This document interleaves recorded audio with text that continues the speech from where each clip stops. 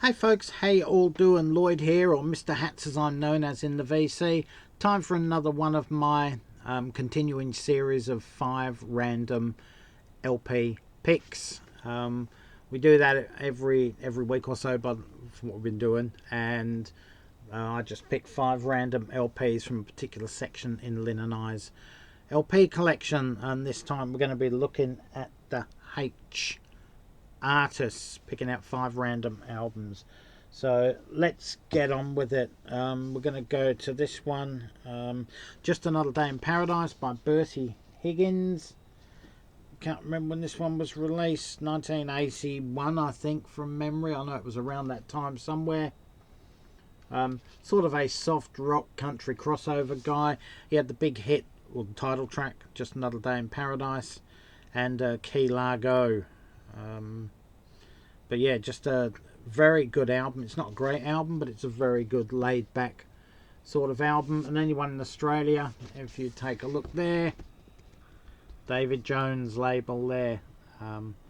It's an old department store with a record department from back around that period.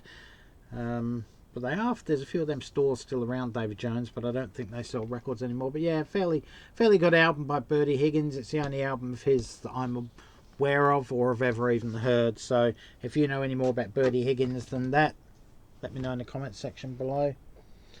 How can you go through the H section and not randomly pick out the great Buddy Holly?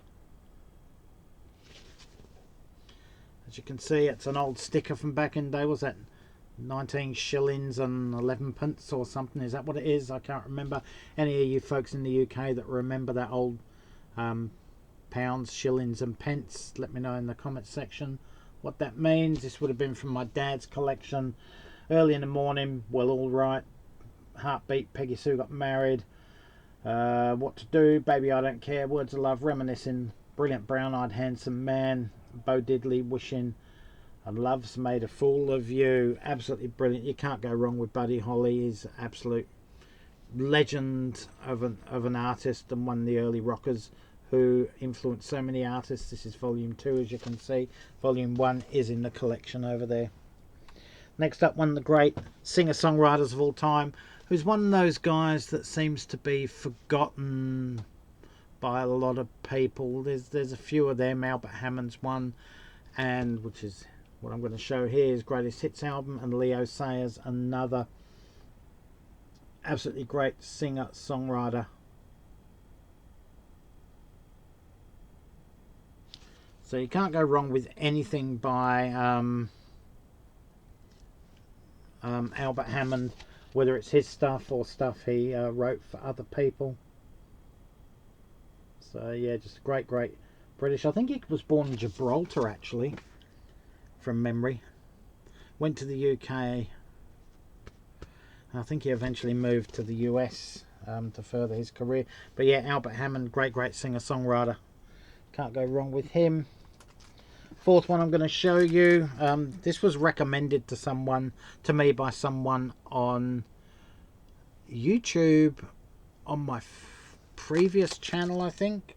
2023. It could have been my first channel even. But yeah, it's a compilation album. Now and Then, the very best of Richard Hawley. Never heard of Richard Hawley prior to this being mentioned to me. He's an indie pop rockabilly type guy. He was in a couple of Britpop bands, most notably Pulp. It's a double LP. It's got 22 tracks on it, but to be honest, I don't get it. I'd like probably 4 or 5 of these. I really don't. Yeah, I really don't get it or get him, but I thought I would like it with the description that this particular channel, I can't even remember who it is now or even if they exist, said about it. But yeah, not really a fan of the album. So if you're not fan of a compilation album, there's a chance you're not going to be a fan of studio albums, right? And this time we're going to go to 1972. This is the 4th studio album by the great Humble Pie Smokin'. Can't go wrong with Humble Pie. I can't say enough about Humble Pie. Great blues rock, hard rock band, in my opinion. Tracks are written by, most of them, and fronted by the brilliant Steve Marriott from the Small Faces. These guys were brilliant. They've never had a bad album that I've heard. They're all quality. It's all quality with these guys, and yeah, it's pretty much all I can say. It's just a great album. Clem Clempson was on this album, Greg Ridley and Jerry Shirley. So, and Steve Marriott, of course. So great album. Humble Pie, smoking. If you get a chance to get any Humble Pie album, go grab them.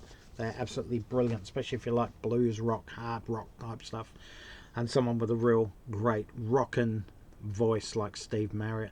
Anyway, guys, that's the 5 I've picked for my H section. Till next time, stay safe, take care. All for now, catch you around, and bye, folks.